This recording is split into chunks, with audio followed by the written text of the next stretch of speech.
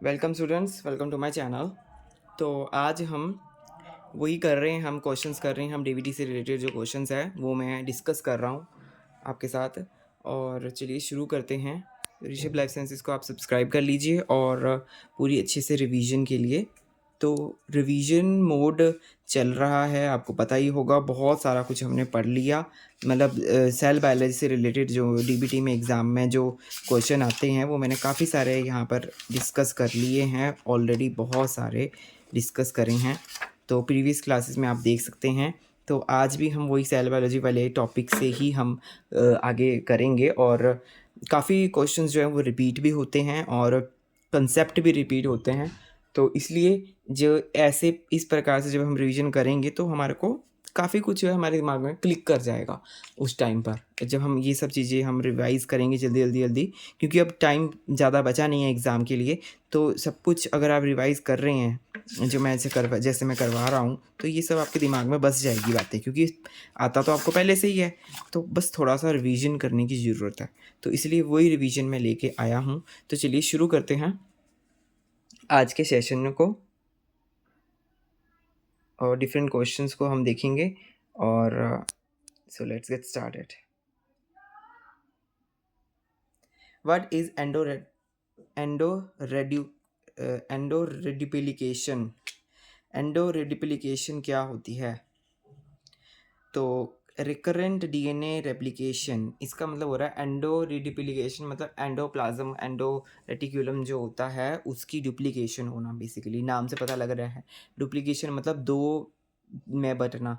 तो चलिए देखते हैं। Recurrent DNA replication without subsequent mitosis, बिना किसी माइटोसिस के जो रेप्लिकेशन होना होना उसको बोलते हैं।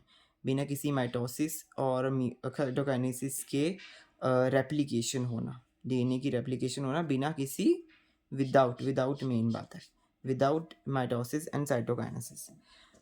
विच marker enzyme for lysosomes? Lysosomes के लिए कौन सा मार्कर एंजाइम है? एसिड फॉस्फेटेज जो होता है वो मार्कर एंजाइम होता है। ये याद रखने वाली बात है कि लाइसोसोम्स के लिए कौन सा होता है? Acid phosphatase. और सिग्नल पेप्टाइडेज क्या करता है? सिग्नल पेप्टाइडेज क्लीव करता है सिग्नल पेप्टाइड को। पेप्टाइडेज, एज का मतलब ये क्लीव करना, काटना, तोड़ना। तो इसलिए क्लीव करता है डीएनए पेप्टाइड को। सक्सिनेट डिहाइड्रोजिनेज क्या होता है? Succinate dehydrogenase membrane bound enzyme है। क्या है ये succinate dehydrogenase? Membrane bound compound enzymes, membrane bound enzymes है। इंपॉर्टेंट रोल इसका टीसीए में देखने को मिलता है। टीसीए साइकिल जो होती है उसमें इसका इंपॉर्टेंट रोल देखने को मिलता है। हाँ, टीसीए साइकिल में इंपॉर्टेंट रोल देखने को मिलता है सक्सिनेट डिहाइड्रोजिनेज का। And only this in membrane, ये मेम्ब्रेन में प्रेजेंट होता है। लिम्फोमा कैसे होते हैं? Lymphoma tumour arising from lymphoid sales. जो ट्यूमर, ये कौन सा है? ये हमारा कैंसर के टॉपिक से क्वेश्चन आया था, मैच द फॉलोइंग था, तो इसलिए मैंने लिख लिया। तो देखते हैं क्या होता है। लिम्फोमा का मतलब क्या होता है? लिम्फोमा ट्यूमर जो जहाँ कहाँ से अराइज हो रहा है? लिम्फॉइड सेल से। लिम्फोमा का मतलब है लिम्फोमा लिम्फॉइड सेल्स। जो लिम्फॉइड सेल से जो ट्यूमर अराइज होता है उसको लिम्फोमा बोलते हैं। लुकीमिया ये ब्लड से रिलेटेड है। ब्लड से रिलेटेड, तो कैंसर अराइजिंग फ्रॉम हीमाटोपोइटिक सेल्स। जो हीमाटोपोइटिक सेल्स होती हैं उससे ये अराइज होते हैं। कहाँ से? हीमाटोपोइटिक सेल से ये अराइज होते हैं। ये लिम्फॉइड सेल्स से, नाम से पता लगता है लिम्फॉइड सेल्स, तो लिम्फोमा। ल्यूकीमिया हीमाटोपोइटिक सेल्स मतलब leukaemia. Haematopoietic cells basically RBCs होती हैं and do not grow as solid tumour. Solid tumour की तरह ग्रो नहीं करता, सॉलिड ट्यूमर की तरह ग्रो नहीं करता है। कार्सिनोमा क्या है? ट्यूमर अराइजिंग फ्रॉम एंडोथीलियल और एपिथेलियल टिश्यू। जो ट्यूमर एंडोथीलियल और एपिथेलियल टिश्यू से अराइज होता है उसको बोलते हैं कार्सिनोमा, एंडोथीलियल और एपिथेलियल सेल से। सार्कोमा क्या होता है? जो अराइज होता है मीजोडर्मल और कनेक्टिव टिश्यू से। जो मीजोडर्मल कनेक्टिव टिश्यू जो होते हैं ना, उससे जो अराइज होता है उनको सार्कोमा बोलते हैं। तो एपिथेलियल सेल से कार्सिनोमा, सार्कोमा किससे? जो मीजोडर्मल कनेक्टिव टिश्यूज होते हैं, आपस में कनेक्ट करते हैं, जो मसल्स में बेसिकली प्रेजेंट होते हैं। आगे बढ़ते हैं। यहाँ पर भी लिखा हुआ है बनाइन और जो बनाइन है ना, बेनाइन ट्यूमर और मैलिग्नेंट ट्यूमर है, इन दोनों में बेसिकली कौन कौन से हैं, क्या ऐसा होता है, टिश्यू का टाइप, तो डिफरेंस एक प्रकार का लिख रखा है यहाँ पे। तो टिश्यू टाइप अगर है एपिथेलियल तो उसको ओमा बोलेंगे, बेनाइन वाले में ओमा बोलते हैं, जैसे यहाँ पे आ रहा है कार्सिनोमा, नहीं कार्सिनोमा तो फिर मैलिग्नेंट हो गया, मैलिग्नेंट हो गया। हाँ, जो ओमा से, ये ओमा से जैसे लिम्फोमा, लू ऐसे लिम्फोमा, ये सब। और मैग्नेट कौन सा होता है, कार्सिनोमा, कार्सिनोमा है।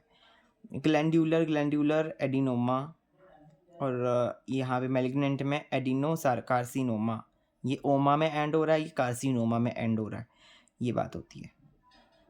स्क्वैमस, स्क्वैमस है स्क्वैमस पेपिलोमा, और ये squamous carcinoma, squamous cell carcinoma. तो ऐसे एक डिफरेंस का चार्ट यहाँ पे लिखा हुआ है मैंने, तो इसलिए आप देख सकते हैं इसको।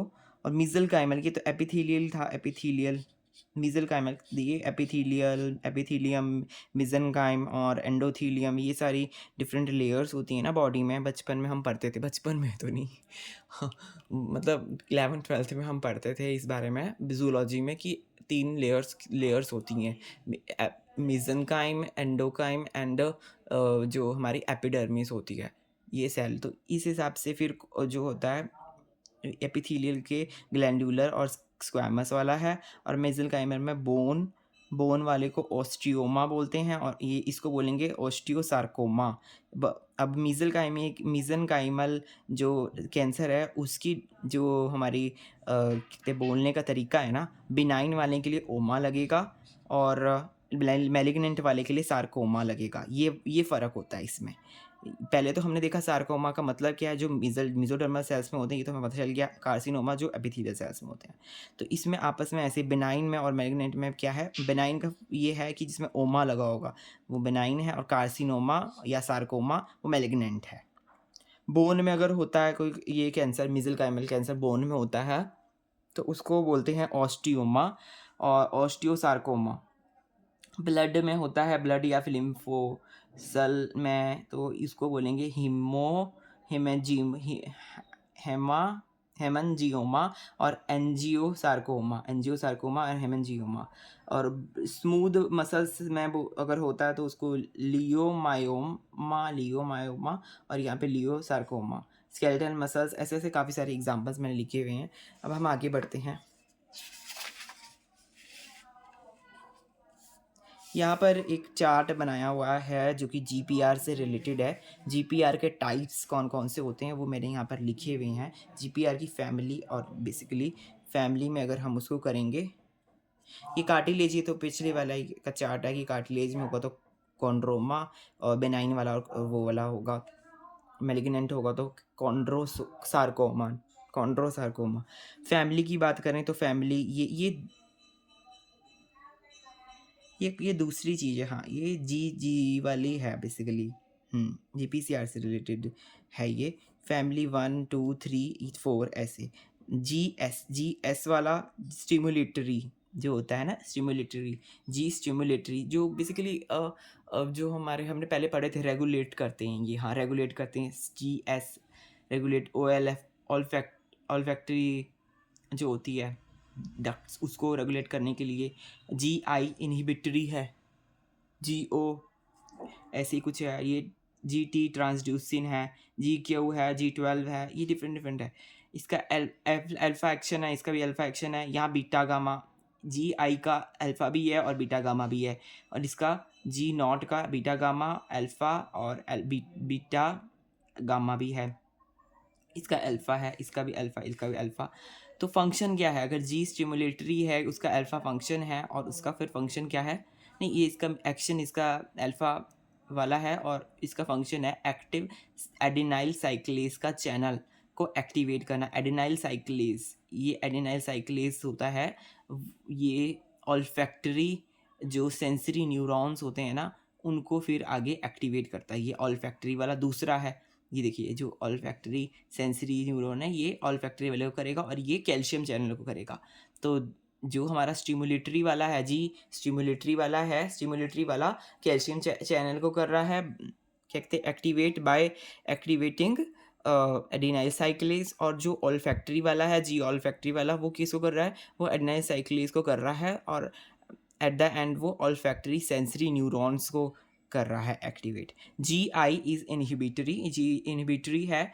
जी अल्फा वाला जो है वो इनहिबिट कर रहा है, एडिनाइल साइक्लेज को इनहिबिट कर रहा है, और जी बीटा गामा जो है वो एक्टिवेट कर रहा है पोटाशियम चैनल को। तो ऐसे ऐसे इसके डिफरेंट फंक्शन है। ये जी नॉट वाला भी जो है ये पोटाशियम को एक्टिवेट करता है, और ये वाले को इनएक्टिवेट करता है, बेसिकली कैल्शियम वाले को इनएक्टिवेट करता है।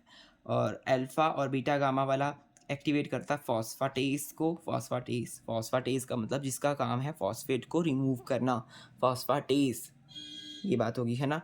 और ये अल्फ़ा वाला activate cyclic GMP phosphodiesterase enzyme, cyclic GMP, इसका जीएमपी साइक्लिक जीएमपी में रोल है ना। जो वर्टिब्रेट्स के में फोटो रिसेप्टर्स होते हैं, बेसिकली फॉस्फोडाइस्ट्रेस वर्टिब्रेट्स में, फॉस्फोडाइस्ट्रेस जो होता है इसके बारे में अपने आई थिंक पढ़ा होगा आपने, हाँ। तो G q is activates phosphatase C beta, तो इसको करता है। और G12 जो है वो एक्टिवेट करता है रो ग्वानिन न्यूक्लिक एक्सचेंज, रो ग्वानिन न्यूक्लिक एक्सचेंज, जो GEF है, ग्वानिन एक्सचेंज फैक्टर है ये बेसिकली। आगे हम देखते हैं क्या लिखा हुआ है। इंट्रिंसिक एपोप्टोटिक पाथवे जो प्राइमरी किससे रेगुलेट होता है, इंट्रिंसिक एपोप्टोटिक, एपोप्टोसिस के भी दो प्रकार के कई प्रकार के इसमें पाथवे होते हैं, इंट्रिंसिक, एक्सट्रिंसिक, और एक और होता है। तो इंट्रिंसिक वाले के बारे में यहाँ पे लिखा हुआ है, इंट्रिंसिक वाला प्राइमरीली किससे रेगुलेट होता है, वो माइटोकॉन्ड्रिया के द्वारा रेगुलेट होता है इंट्रिंसिक वाला। ओके, प्रोटो ऑन्कोजीन्स कौन से होते हैं, प्रोको ऑन्कोजीन्स जो होते हैं वो कैन बिकम ऑन्कोजीन्स, वो ऑन्कोजीन बन जाते हैं, प्रोटो ऑन्कोजीन्स बन जाते हैं, लीड टू कैंसर, जिसकी वजह से कैंसर होता है। हाँ, प्रोटो ऑन्कोजीन जब ऑन्कोजीन में बदलेंगे तो क्या होगा, कैंसर हो जाएगा। ऑन्कोजीन का मतलब ये है वो एक्टिवेट हो गए हैं बेसिकली, ठीक है। GOF is guanine exchange factor, हाँ, ये बेसिकली इनको GOF जो है इसको वहाँ पे बदलता है। GEF का क्या रोल है, GEF जो है वो ग्वानिन एक्सचेंज फैक्टर होता है, यहाँ पे GEF ही होगा आई थिंक, हाँ। नहीं, gain of function, sorry, no, यहाँ पर वो नहीं है, यहाँ पर ये GOF का मतलब है गेन ऑफ फंक्शन। जब प्रोटो ऑन्कोजीन्स में गेन ऑफ फंक्शन म्यूटेशन होगी, गेन ऑफ फंक्शन म्यूटेशन होती है, और एक LOF होता है, एक लॉस ऑफ फंक्शन म्यूटेशन होती है। जो GOF gain of function mutation होती है वो ऑन्कोजीन बना देती है, जो प्रोटो ऑन्कोजीन से क्या बना देती है, ऑन्कोजीन बना देती है, जिसकी वजह से क्या होता है, कैंसर हो जाता है। पढ़ा होगा आपने इसके बारे में। तो यहाँ पे एक्चुअली मेरे को कन्फ्यूजन हो गया, क्योंकि यहाँ पे GEF भी यहीं पे लिखा हुआ है ना, ग्वानिन एक्सचेंज फैक्टर, ये तो बेसिक एक प्रकार का स्विच है। जो GEF है वो एक्सचेंज फैक्टर है जो GTP को GDP में कन्वर्ट करवाएगा। इसके ये एक वो देगा इसको, एक नहीं, एक इससे ले लेगा, एक जो फॉस्फेट है वो इससे ले लेगा, तो GDP बन जाएगा, ठीक है। GDP बन जाएगा तो देखना ये ऑन होगा, GTP में ये ऑन होता है, और फिर ग्वानिन एक्टिवेटिंग फैक्टर जो है वो इसको ऑफ करता है। एक्सचेंज फैक्टर क्या करता है, एक्टिवेट करवाता है। एक्सचेंज फैक्टर याद रखने की बात है, एक्सचेंज फैक्टर जो है वो एक्टिवेट करवाएगा, और जो ग्वानिन ग्वानिन एक्टिवेटिंग फैक्टर है वो ऑफ करवाएगा। ये दोनों में फ़र्क है, ये याद रखने की बात है, बिल्कुल ही याद रखने की, प्योर क्रैमिंग है, ठीक है। वैसे तो समझ ही आ रहा है, देखने में समझ में आ गया, वैसे तो ऐसा कुछ नहीं है। Bacteria signal system that regulates population density gene expressed using secreted chemical signals known as, ये quorum sensing एक प्रकार की सिग्नलिंग होती है, quorum sensing। उसमें क्या कहते हैं, क्या होता है, जो बैक्टीरिया होते हैं वो अपनी पॉपुलेशन को केमिकल्स के थ्रू क्या करते हैं, वो देते हैं, मैसेज देते हैं कि भाई आगे क्या करना है, एग्रीगेट इकट्ठा होना है, या फिर सर्वाइवल के लिए किस तरफ को जाना है, या फिर कुछ भी करना है ना, प्रिजर्व करने हैं अपने एग्स, तो वो करते हैं, तो कॉरम सेंसिंग उसको बोलते हैं। इन सलाइन बॉडीज़ में क्या, यहाँ पे एक प्रकार के जो सलाइन वाटर बॉडीज़ होती हैं उसमें जो आयंस हैं वो सबसे ज़्यादा देखिए सोडियम होता है, फिर उसके बाद मैग्नीशियम होता है, फिर कैल्शियम होता है, फिर पोटाशियम होता है। देखिए सोडियम, ये ये इसका सोडियम, ये जो ट्रायंगल बना हुआ है इसका मतलब क्या है? इसका मतलब ये है कि सोडियम बाहर ज़्यादा है और सोडियम और ये क्लोराइड और कैल्शियम और बाइकार्बोनेट आयन बाहर ज़्यादा हैं, इसलिए ये बड़ा वाला जो रेक्टेंगल का हिस्सा है वो बाहर की तरफ है। और अंदर की तरफ अगर बड़ा वाला रेक्टेंगल का हिस्सा होगा तो वो है, तो मतलब अंदर उसकी क्वांटिटी ज़्यादा है, तो इसका मतलब पोटाशियम के पॉजिटिव जो है वो अंदर ज़्यादा है। तो ये एक प्रकार से ये समझने की ये बात है इसमें। अब आगे देखते हैं, बीच में कर लेता हूँ। हाँ, तो अब समझ आ गया ना, एक बार फिर से बताऊँ? तो मतलब जो बाहर की तरफ ये इसका ज़्यादा है, इसका मतलब ये सोडियम हो गया, क्लोराइड हो गया, और ये क्या इसको बोलते हैं, कैल्शियम हो गया और बाइकार्बोनेट आयन हो गया, ये बाहर ज़्यादा है और ये अंदर ज़्यादा है, ऐसे है। इन एनिमल क्लोनिंग में क्या होता है? Donor somatic cells should be in which stage of cell cycle? जो डोनर सोमेटिक सेल्स होती हैं वो कौन से स्टेज में होती हैं एनिमल क्लोनिंग के दौरान? जो डोनर, हाँ, ये जी नॉट स्टेज में होती हैं। In animal cloning donor somatic cells should be in which of the cell, वो होती हैं जी नॉट स्टेज में। Mutation in gene X in patient with lung cancer, इसमें एक क्वेश्चन है, इसमें क्या हो गया, म्यूटेशन है जीन एक्स में किसी पेशेंट के जिसको क्या है, लंग कैंसर है, ठीक है। You have sequenced gene X in these patient, तो आपने इसको फिर सीक्वेंस करके देखा, एंड हैव ऑब्जर्व, आपने ऑब्जर्व किए both the copies of gene x mutated, आपने ऑब्जर्व किया कि ये दोनों कॉपीज जो है जीन एक्स की वो क्या है, म्यूटेटेड है, and mutation lead to the absence of protein X in the patient. तो उसकी वजह से म्यूटेशन का क्या फ़र्क हो रहा है, म्यूटेशन क्या कर रहा है, leads to absence, protein X की एब्सेंस का, उसको ही गायब कर दे रहा है प्रोटीन एक्स को। और पहले तो प्रोटीन एक्स तो ऐसा हुआ, तो पहले क्या हुआ, पहले दोनों ही म्यूटेट हो गई, फिर उसके बाद क्या हुआ, उसके बाद हुआ ग्रेजुअली क्या हुआ, प्रोटीन एक्स ही डिसअपीयर हो गया। तो क्या म्यूटेशन देखने को मिली थी, तो ये होती है loss of function mutation, LOF। पहले मैंने यहाँ बताया था ना, ये GOF था, गेन ऑफ फंक्शन म्यूटेशन, जब किसी चीज़ का गेन हो जाए, जैसे प्रोटो ऑन्कोजीन में बदल के गेन हो गया, फंक्शनैलिटी उसमें गेन हो गया, फंक्शनैलिटी में गेन आ गया, तो इसलिए फिर वो कैंसरिस हो गई। कई में ऐसी म्यूटेशन होती है जो गेन ऑफ फंक्शन म्यूटेशन, और कई जगह होती है LOF मतलब लॉस ऑफ फंक्शन म्यूटेशन, जहाँ पे क्या होता है, कोई चीज़ जो होती है, वो कोई चीज़ नहीं, बेसिकली उसकी फंक्शनैलिटी जो है वो घट जाती है। जैसे यहाँ पर जो म्यूटेट होने के बाद, पहले तो जीन जो है वो म्यूटेट हुई, फिर उसके बाद वो म्यूटेट होने की वजह से वो एब्सेंट ही हो गई, एक्स जीन जो थी लंग कैंसर में वो एब्सेंट ही हो गई कैंसर की वजह से, तो इसलिए इसको बोलते हैं loss of function mutation, loss of function वाली म्यूटेशन। और ये ट्यूमर सप्रेसर जीन इसको बोलते हैं, TSG, ट्यूमर सप्रेसर जीन, ये बात है। आगे बढ़ते हैं। Lysosomal lumen maintained at acidic pH by, कौन एसिडिक pH इसका लाइसोसोम का भाई मेंटेन करता है, इंपॉर्टेंट बात है।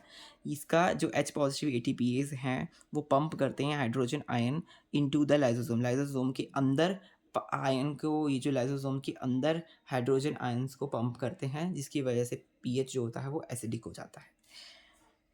कैरियोग्राम, एक क्वेश्चन है, Karyogram of individual show presence of 45 chromosomes, 44 plus X, and on one sex chromosome is missing, and one और एक sex chromosome इसमें missing है। Ideogram has female and dwarf, female है और इसके पास एक फीमेल है और एक ड्वार्फ जीन है ना, दो हैं, विच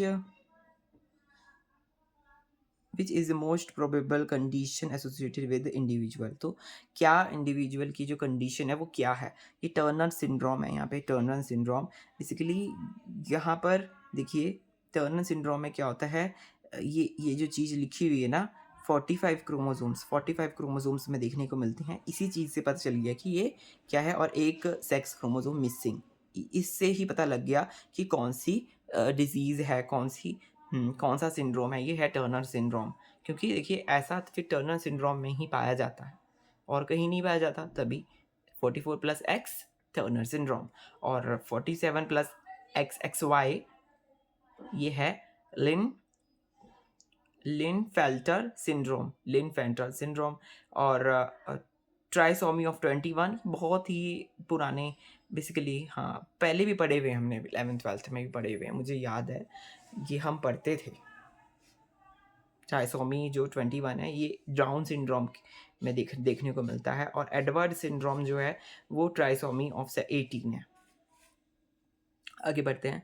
लिपिड सिंथेसिस जो है वो SCR स्मूथ एंडोप्लाज्मिक रेटिकुलम में होती है। सिंगोलिपिड फॉर्म इन सिंगोलिपिड कहाँ बनते हैं? गोल्जी में बनते हैं, ठीक है। स्फिंगोलिपिड गोल्जी में बनते हैं। फॉस्फोलिपिड कहाँ बनते हैं? ER में बनते हैं। तो फर्क है स्फिंगोलिपिड गोल्जी में और फॉस्फोलिपिड्स ER में।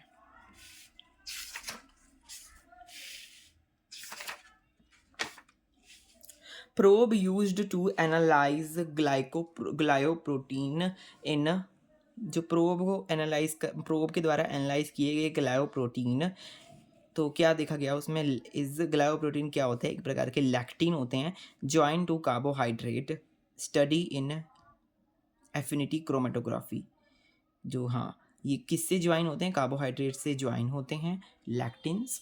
और ये बेसिकली कि कहाँ पे स्टडी किया गया इसको? एफिनिटी क्रोमेटोग्राफी में देखा गया, तब पता चला कि ये लैक्टिन्स जो हैं वो ज्वाइन होते हैं कार्बोहाइड्रेट से। लेप्टिन जो है, लेप्टिन क्या है? एक प्रकार का हार्मोन है। सैटिटी मतलब भूख शांत करता है, ये बेसिकली इसका सैटिटी का मतलब होता है भूख शांत करना। लेप्टिन हार्मोन भूख शांत करने के लिए होता है। मतलब जैसे हम खाना खाते हैं तो फिर हमें वो एहसास होता है कि हमारी भूख शांत होगी, तो वो ये वाला हार्मोन होता है सैटिटी, बेसिकली लेप्टिन। आगे देखते हैं एनलिंक्ड, और ये तो बहुत ही ईजी वाला आ गया क्वेश्चन। एनलिंक्ड जो है, जो हमारी ग्लाइकोसाइलेशन होती है वो एस्परजीन में होती है और ER में वो देखने को मिलती है। उसमें डॉलीकोल होता है, 9 मेनोज, 3 ग्लूकोज ग्लाइकनेज एंड 3 ग्लाइकनेज एंड ये सब उसमें देखने को मिलता है। ओ लिंक्ड गोल्जी में होती है, 1,4 शुगर और सीरिन और थ्रियोनिन। यहाँ पे एस्परजीन एन लिंक्ड वाले के केस में है, ER के केस में, और ओ लिंक्ड वाले के केस में है सीरिन और थ्रियोनिन। ये फ़र्क है इसमें, ये फ़र्क है। आगे देखते हैं cellular process involve formation of double membrane vesicle that engulf and degrade cellular organelle and macromolecule। ये जो सेलुलर प्रोसेसेस जो होते हैं, जो इन्वॉल्व होते हैं the formation of double membrane vesicle में जो सेलुलर प्रोसेस इन्वॉल्व होते हैं डबल मेम्ब्रेन वेसिकल्स में, वो एंगल्फ करते हैं, मतलब उसको ऐसे एंगल्फ करना, जैसे ये कुछ है तो उसको एंगल्फ कर लिया, पूरा अंदर संभाल लिया है ना, और डिग्रेडेट करती हैं और सेलुलर ऑर्गेनेलीज को एंड मैक्रोमोलिक्यूल्स को। तो मैक्रोमोलिक्यूल्स को और सेलुलर ऑर्गेनेली को ये डिग्रेडेट कर रहे हैं। तो ये किस प्रकार से कर रहे हैं? ये ऑटोफैजी के प्रोसेस के अनुसार कर रहे हैं। Which is incorrect for facilitated diffusion. Facilitated मतलब कि वहाँ पर कुछ चीज़ ऐसे प्रेजेंट है जो फैसिलिएट कर रही है, उसको होने में मदद कर रही है, तो वो फिर उसका क्या होगा? जो अगेंस्ट द कंसंट्रेशन ग्रेडियंट, तो वो जाएगा अगेंस्ट द कंसंट्रेशन ग्रेडियंट, क्योंकि इसके पास ऐसी मशीनरी है जो कि इसको फैसिलिटेट कर रही है, मतलब कुछ एक्स्ट्रा है इसमें, पंप होंगे, कुछ होगा जो कि जिसकी वजह से ये अगेंस्ट द कंसंट्रेशन ग्रेडियंट जा रहा है प्रोसेस। करेक्ट।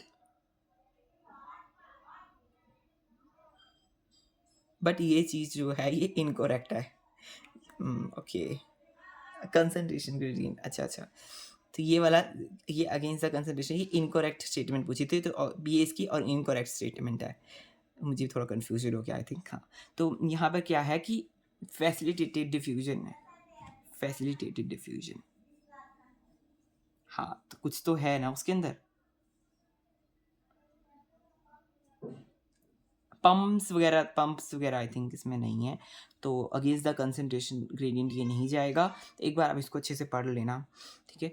पर इसमें करेक्ट स्टेटमेंट क्या है, रेट इज़ हायर देन, इसका रेट जो होता है वो हायर होता है than the simple diffusion. Mean simple diffusion से इसका रेट ज़्यादा होता है, ज़्यादा होती है, सिंपल डिफ्यूजन से ज़्यादा होती है। पार्टीशन कॉफिशिएंट जो होता है वो भी ज़्यादा होता है, सॉल्यूट का जो पार्टीशन कॉफिशिएंट होता है वो भी ज़्यादा होता है, and is irrelevant for it. Partition coefficient भी ज़्यादा होता है सॉल्यूट का। It can be saturated at high concentration of solute. तो हाई कंसनट्रेशन हो जाएगा सॉल्यूट का तो सैचुरेशन भी देखने को मिलता है। फैसिलिटेटेड डिफ्यूजन है,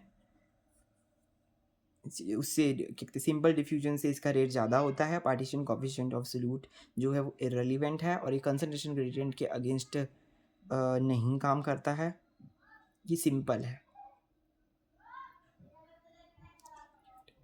हाँ, उससे ज़्यादा है बेसिकली, सिंपल डिफ्यूजन से ज़्यादा है, इसलिए इसको फैसिलिटेटेड बोला गया है। तो ये भी तो कारण है क्यों इसको फैसिलिटेटेड बोल रहे हैं, क्योंकि सिंपल डिफ्यूजन से ज़्यादा है and it can be saturated, और सैचुरेट भी हो जाती है अगर सोल्यूट ज़्यादा कंसनट्रेशन है सोल्यूट की, तो ये सैचुरेट हो जाती है। Which changes occur in directionally migrating, क्या लिखा हुआ है, यूकैरियोटिक सेल्स, जो डायरेक्शनली माइग्रेटिंग यूकैरियोटिक सेल्स हैं, है ना, तो उसके लिए क्या changes occur in directionally migrating eukaryotic cells, कौन से चेंजेस उसमें देखे जाते हैं। Nucleus move towards the back and behind the Golgi. Nucleus जो है directionally migrating eukaryotic cell, directionally migrating eukaryotic cell, देखिए कैसे लिखा होगा, एक प्रकार की स्पर्म जो डायरेक्शनली माइग्रेट करती है, डायरेक्शन उसको मिलती है तभी वो माइग्रेट करती है, तो वो कौन सी है, वो एक पर स्पर्म है। स्पर्म एग्जांपल हो सकता है, तो स्पर्म जो है ये क्या है, इसमें क्या लिखा हुआ है, तो nucleus move towards the back, उसके न्यूक्लियस उसके पीछे पीछे मूव करता है, बिहाइंड द गोल्जी, और गोल्जी के पीछे पीछे न्यूक्लियस मूव करता है, ये इसका आंसर है। ये याद रखना, डायरेक्शनली माइग्रेटिक सेल में कौन से चेंजेस देखने को मिलते हैं। न्यूक्लियस जो है move toward back and behind the Golgi, Golgi के पीछे वो चलता है, माइग्रेट करता है बेसिकली, बहुत सारा अभी तो। If non disjunction of chromatin occurs in meiosis 2, what will be the product at completion of meiosis? Non disjunction of chromosome occur, अगर नॉन डिसजंक्शन हो क्रोमोसोम्स का मियोसिस 2 में, तो क्या होता है, तो यहाँ पर प्रॉपर डिसजंक्शन में क्या है, 2n से 4n बनना। डिसजंक्शन मतलब पूरा प्रोसेस जो हमारा क्रोमोसोम्स का रहता है, तो प्रॉपर वाले में 2n से 4n बनता है, 4n से 2n बनता है, 2n फिर आगे 4n और n में बदलता है, या फिर 2n में बदलेगा या फिर 0 में बदलेगा, तो ये वाला है, या एन और एन में बदलता है, पर यहाँ पे नॉन डिसजंक्शन हो रही है, अच्छे से प्रॉपर काम नहीं कर रहा, तो यहाँ पे एक में 2n चला गया, एक में कुछ भी नहीं गया, तो यहाँ पे n+1 हो गया और यहाँ पे n-1 हो गया, जिसकी वजह से म्यूटेशन देखने को मिलती है, जो हमारे देखिए यहाँ पे जो सिंड्रोम्स हैं वो देखने को मिलते हैं, जो लाइंगवेल्टर सिंड्रोम है, टर्नर सिंड्रोम है, ये सब ऐसे देखने को मिलते हैं, ठीक है। तो ये है नॉन डिसजंक्शन का मतलब। तो यहाँ पे इसका आंसर क्या है, ये इसका आंसर है, हाँ, तो इसका आंसर है 1 गेमीट विल बी n+1, एक गेमीट जो n+1 होगा और एक होगा n-1, and 2 will be n, और 2 होंगे n, ये इसका आंसर हो गया। तो एंड रिजल्ट क्या हो गया, क्या होगा, एक n+1, n-1 और 2 n देखने को मिलेंगे। नेक्स्ट है ion transport that will be most affected mutation in cystic fibrosis transmembrane conductance regulator CFTR gene। CFTR जो cystic fibrosis transmembrane conductor regulator gene है, उस CFTR उसमें मोस्ट अफेक्टेड म्यूटेशन कौन सी कहाँ पे देखने को मिलती है, वो है chloride transport, ion transport will affected. तो कौन सा आयन जो ट्रांसपोर्ट की वजह से होती है, वो क्लोराइड की वजह से होती है। ये CFTR डिजीज़ कौन से आयन की वजह से होती है, क्लोराइड आयन की वजह से होती है। CFTR इसमें म्यूकस की वजह से लंग्स, पेनक्रियाज हाँ, और म्यूकस में ये देखने को मिलता है। क्लोराइड आयन तो रिस्पॉन्सिबल है ही, और म्यूकस जो है बेसिकली उसमें उसकी वजह से ये प्रॉब्लम देखने को मिलती है लंग्स में। और फिर इसका जो फंक्शन, जो इसकी मतलब बीमारी है, वो इसे लंग्स में, पेनक्रियाज और एपिडिडिमिस में, एपिडिडिमिस इसमें देखने को मिलती है। अब हम देखते हैं ये मेटाप्लीजिया का मतलब और इन सब का मतलब क्या होता है। मेटाप्लीजिया एक कंडीशन ऐसी, उसमें ट्रांसफॉर्मेशन होता है of one differentiated cell into other. किसका ट्रांसफॉर्मेशन हो रहा है? एक डिफरेंशिएटेड सेल। जो डिफरेंशिएटेड सेल मतलब जो पूरी फंक्शनिंग करने लग गई, जो जैसे कुछ जैसे क्या होता है, जैसे पूरी सेल साइकिल होती है, सेल साइकिल जब होती है तो लास्ट में कुछ सेल होती हैं वो डिफरेंशिएटेड हो जाती हैं, मतलब वो अपने फंक्शन, जो उनका मेन फंक्शन है ना, उसको परफॉर्म करने के लिए वो चली जाती हैं, और वो मतलब वही मेन फंक्शन बन जाती है। जैसे अगर कि कुछ न्यूरॉन्स बनने हैं सेल्स ने, तो वो न्यूरॉन बन गई तो इसका मतलब उसका फंक्शन हो गया न्यूरॉन बनने का, तो वो न्यूरॉन ही बनेगी, उसके अलावा फिर वो कुछ और नहीं बनेगी। ऐसे तो और भी कोई एग्जांपल है, कोई रेड ब्लड सेल है तो वो आरबीसी बन गई ना, फिर उसका काम बन गया। तो ऐसे उन डिफरेंशिएटेड सेल जो फंक्शनैलिटी जिसने पकड़ ली है, वो transformation of one differentiated cell, ऐसी उनका ट्रांसफॉर्मेशन, उन डिफरेंशिएटेड सेल का ट्रांसफॉर्मेशन किसी दूसरे में होना, उसको बोलते हैं मेटाप्लीजिया। नियोप्लीजिया का मतलब क्या है? Uncontrolled proliferation of cell. Uncontrolled, जो कि कंट्रोल भी नहीं किया जा रहा किसी के द्वारा। Uncontrolled proliferation of cells initiated at metaphase cell cycle. Metaphase cell cycle के दौरान उसको इनिशिएट किया जा रहा है। अनकंट्रोल्ड है, अनकंट्रोल्ड, बिल्कुल भी कंट्रोल नहीं है, उसको बोलेंगे नियोप्लेजिया सेल स्टेज। हाँ, dysplasia, it is disorder, sorry, disorder, it is disorder related to cellular development and also called as abnormal cell growth। Cellular development के दौरान कुछ देखने को मिलती है डिसऑर्डर। सेलुलर, जब सेल की डेवलपमेंट हो रही होती है तब डिसऑर्डर देखने को मिलता है, उसको बोलेंगे। और इसमें एबनॉर्मल सेल ग्रोथ होगी, जैसे कि बहुत ज़्यादा बढ़ गया है ना, तो एबनॉर्मल होगी, उसको बोलेंगे डिस्प्लीजिया। और ऐसी एक एनाप्लीजिया भी होता है, उसका मैंने नहीं लिखा हुआ, तो आप देख लेना। नेक्स्ट है यहाँ पे antifreeze. Antifreeze molecules that prevent intra, ये पढ़ लेते हैं ये वाला पेज, फिर हम बाद में पढ़ेंगे।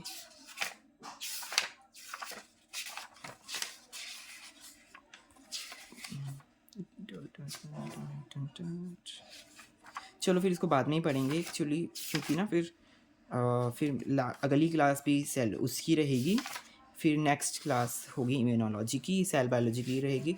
तो आज के लिए इतना ही है, तो एक और क्लास हम सेल बायोलॉजी की लेंगे, है ना, डीबीटी से रिलेटेड। फिर उसके बाद हम करेंगे इम्यूनोलॉजी के क्वेश्चंस हैं लिखे हुए मैंने। हाँ, ये हमारा ये हो जाएगा, फिर हम नेक्स्ट क्वेश्चन नेक्स्ट यूनिट के देखेंगे। आज हाँ ज़्यादा अभी तो हाँ थोड़ा बहुत टाइम तो बचा है पेपर आने में, ज़्यादा तो नहीं बचा, पर क्वेश्चन प्रैक्टिस हो ही सकती है। ठीक है friends, bye bye, have a nice day. ज़रूर क्या कहते हैं, सब्सक्राइब कर लीजिए लाइफ साइंसेस को, लास्ट में ज़रूर बोलूँगा मैं, और शेयर करें अपने दोस्तों के साथ। फ्री में कंटेंट लेने के लिए बिल्कुल ही फ्री है, अच्छे से आपको पूरा कंटेंट मिल रहा है, और भी आगे भी क्लासेस लाऊंगा, देखते हैं कैसे कैसे होता है, आपसे शेयर करता रहूँगा। ठीक है, बाय बाय।